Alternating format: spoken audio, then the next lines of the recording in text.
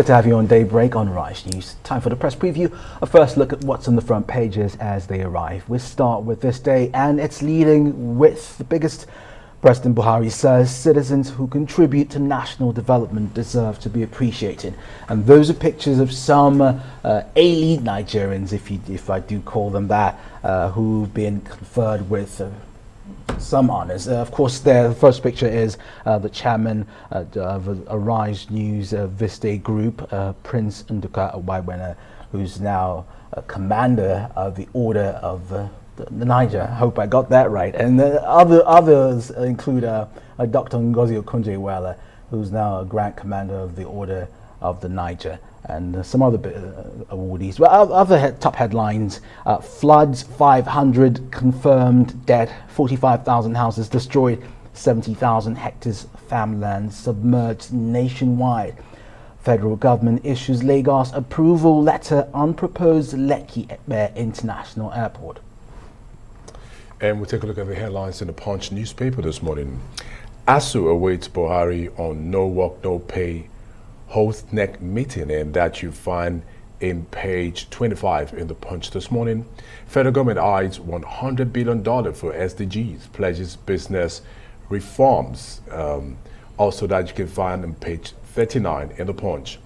Presidential fleet funding rises to 81 billion naira under Buhari. And President fails to uphold pledge to reduce aircraft. Nation building requires sacrifice. Buhari tells 450 honorees. And Lagos developer defrauds 200 house seekers. Victims blame police. Lastly, the Punch this morning. Federal government approves Lekki Airport project, 5 million passengers. The Nation newspaper. I will leave a secured country, Buhari assures Nigerians. And this comes as his conferred national honors on 443 Nigerians and 7 foreigners. All total that's 450. IMF cuts Nigeria's economic growth to 3.2%. Of course, we heard that forecast yesterday. Grim. Strike. ASU reps broke a truce between federal government. Of course, we're expecting this strike to be called off as soon as this weekend. Students are hoping to return to the schools next week. Let's wait for that news from the union. Lagos gets approval for Lekki Airport, and Oyo Assembly kicks over EFCC's invitation to members. And we'll go to the Nigerian Tribune now. Our accusation of Obajana cement plant followed due process, says Dangote. And Sanwo-Olu receives FG's approval letter for Lekki Airport. How Nigerian doctors or the foreigners are exploited in the UK, and that's a BBC report on the front page of page 5 of the Nigerian Tribune. Wike appoints 14,000 advisors, 359 liaison officers. In the Tribune, you find that on one of the pages in the Tribune this morning. And Buhari says, I will hand over a Nigeria free of insecurity. Headlines in the Tribune. The Leadership newspaper. In fresh overtures, Atiku recruits ex-PDP governors, leaders to pacify Wike's camp. He's looking for those governors supporting the River State governor to join the campaign team. And IMF backs CBN stance of raising interest rates in Nigeria. World Food Day, federal government worries as 19.4 million people face food insecurity. And Nigeria's electoral body INEC delists 2.7 million from voter register. And on the international scene, we'll take a look at The Guardian. Power giants to face windfall tax after all as trust delivers U-turn. And also U.S. reviews Saudi links over OPEC oil courts. The headlines in The Guardian UK. This is the Financial Times. Bank of England buys gilt again to prevent fire sales by pension funds, and Kishida stands by Bank of Japan's ultra-loose policy despite yen plunge. And we look at the Daily Telegraph this morning. Sterling falls as bank pulls plug on pension help. And Putin may defend Crimea with nuclear attack. Okay. The Independent now saying number 10 orders review of tax cuts as warnings grow.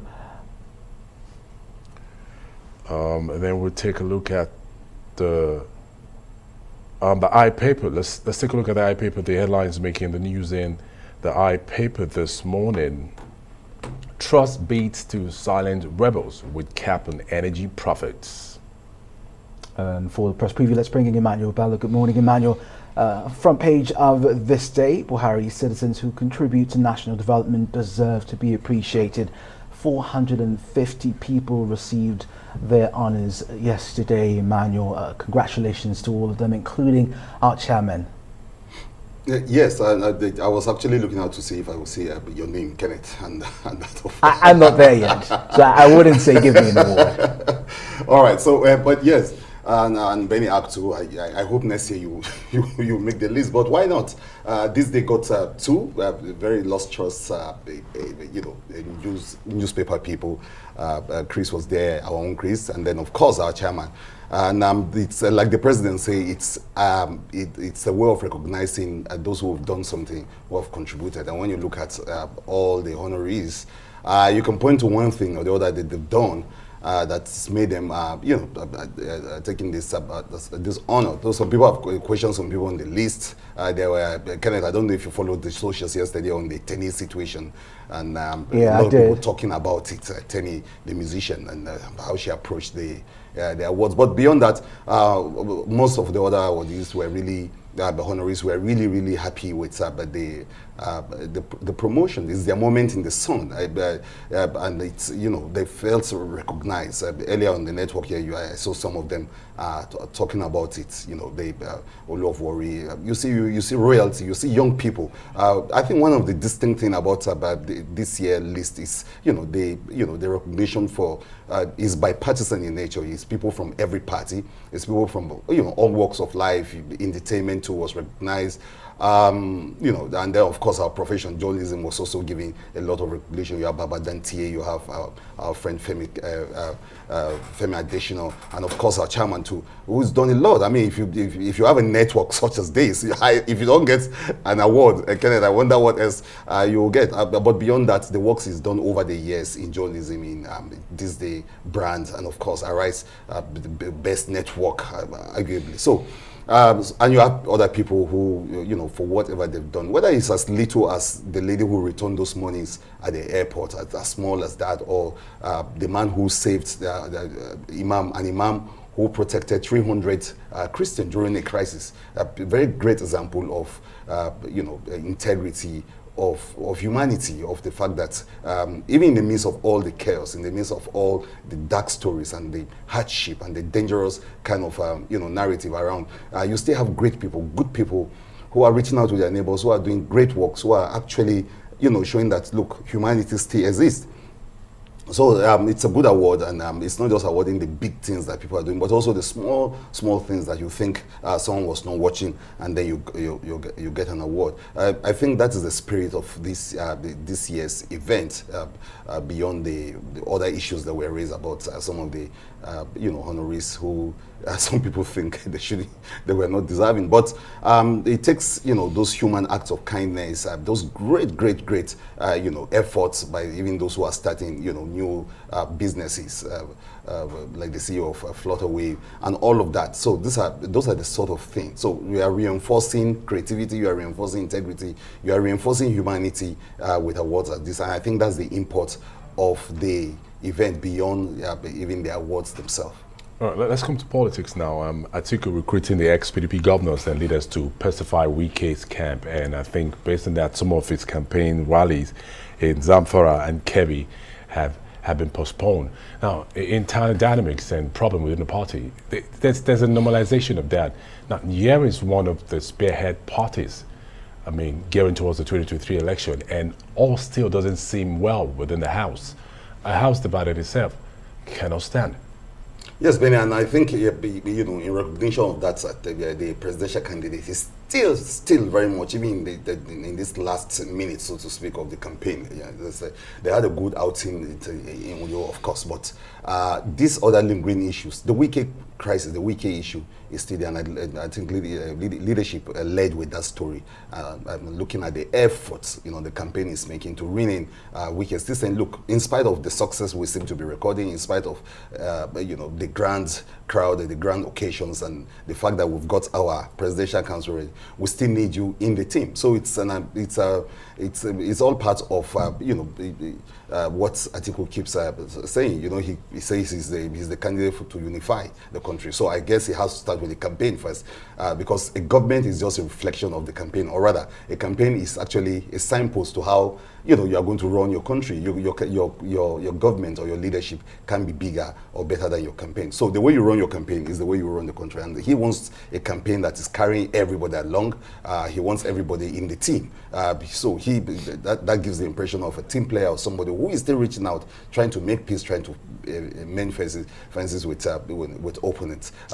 That's the impression he's giving with all the new effort and the new push. Well, I guess one of the true tests of him being unified will be how he resolved the issue between the party and Wike. Nigerians are looking forward to see that. That's right. Yes. Well, still on that campaign, Emmanuel, the presidential candidate of the NNPP is being on the campaign trail, and he is saying he's not stepping down for anyone. But the candidate of the governing All Progressives Congress, Ahmed Bola Tinubu, has been saying a lot lately, and let's take a listen to him. If they say they want a change of government, just tell them, we like to be polite, but shut up your mouth. Bola Ahmed Tinubu being polite, in his words, telling critics and those who want to change the APC government to shut up.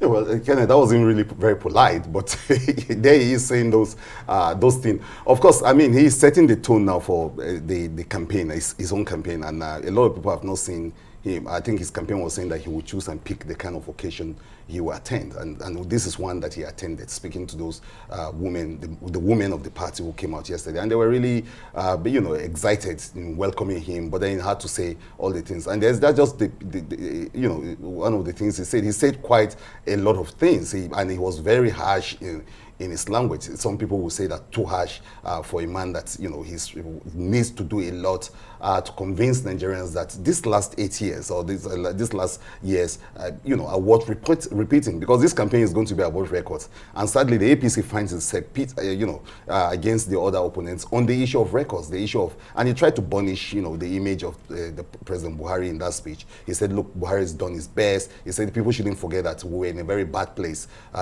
before Buhari came in, and that Buhari did his best and stopped some things. But there are people that will fact check on that and will continuously say that no, but we've never had it this terrible. And that's what PDP was playing with at its Uyo campaigns, when they said, look, a vote for APC might mean another more years of hunger, starvation, hardship. Tinubu is doing his best to turn around, and you can see that he's under pressure right now to actually give a new outpost. A story in This Day, I think on the cover of the This Day, is saying, for instance, a PDP coming strongly against the APC and saying they are not even talking about the records anymore. They keep looking to Lagos as the only records that they could give. But of course, Nigerians won't be judging this party by what has happened in Lagos. They'll be judging this party or criticizing this party based on what has happened nationally in the country. So he tries to do a lot of that, and but again, you have the opposition pointing to those records. And in this speech yesterday, he pushed it around, but again, it came down to that. And then, of course, his own personality, his delivery.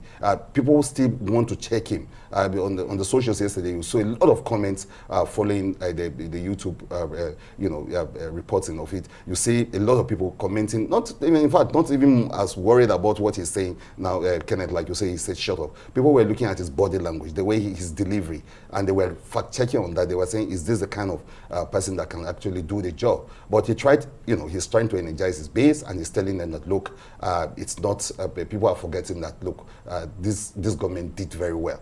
But of course, Nigerians, the jury is out there, and a lot of Nigerians think that the APC government has really failed. Well, Emmanuel, thank you as always for your analysis on the press preview.